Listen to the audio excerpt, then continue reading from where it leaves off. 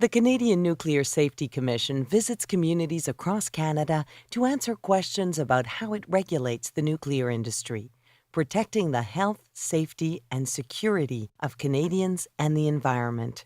One of the ways we do this is through an information session called CNSC 101. This is the fourth of 5 videos produced from this CNSC 101 information session. It explains the role of the Independent Commission. That's Dr. McDill, one of our commissioner. She's an engineer specializing in metals. And she teaches at Carleton. Very, very smart. She's a huge resources on our commission. A wonderful, wonderful person. That's Miguel Santini, director involved in nuclear power plant. And the other person's in licensee, I believe. So the commission tribunal sits there. And usually people sit here looking this way, and they conduct hearings and meetings to grant licenses or to review reports from the licensees as regard to their operations. Independent quasi-judicial body, what does it mean? Quasi-judicial because in Canada, under the Constitution, you have the separation of power. You have the judicial, which is all the courts. You have the executive, which is government. And then you have Parliament. So you have Parliament, government, and the courts working independently.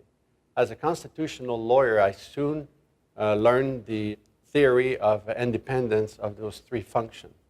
So you have, if we have the executive, the judicial, and Parliament for per se, and the Senate and whatnot, where do we fall?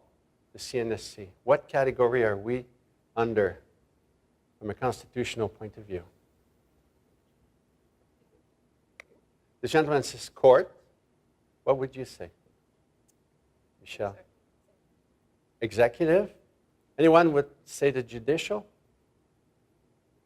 Okay, we don't fall under the judicial because we are not a court. That's why they call us quasi-judicial.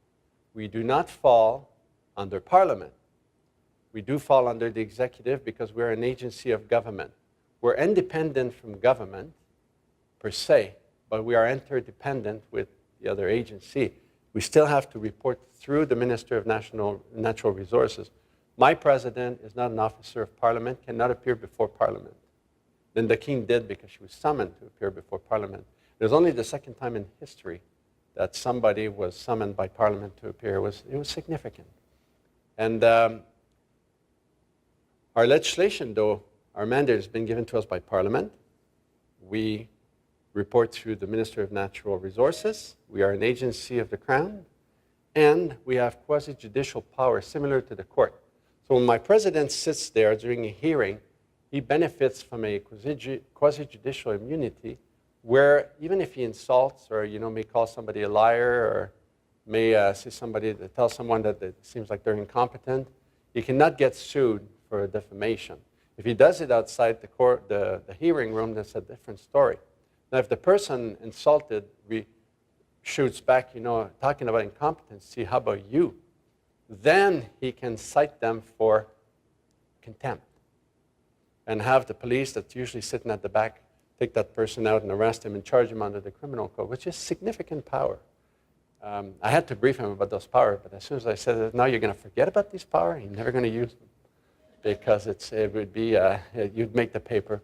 So we've never had, we've never had to do that, so we've been lucky. But there have been cases where it was really close, that he was going to cite somebody from contempt.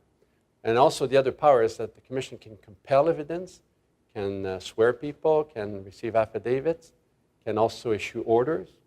So that's why they call us quasi-judicial. Lots of other bodies in town are quasi-judicial, like the Canadian Forces Grievance Board, the Military Police Complaint Commission, CRTC. Independent but not isolated from government. We've already gone through this. We make independent, fair, and transparent decisions. That's a bit of a pitch. Members appointed by Governor and Council, I went through this. No more than 7. We have 6 right now, a vacant position. We also have temporary members that are appointed for 6 months. Under the new SIA legislation and the new amendment to our legislation, they can be appointed for 3 years now. I talked about good behavior. All our members are appointed at good behavior.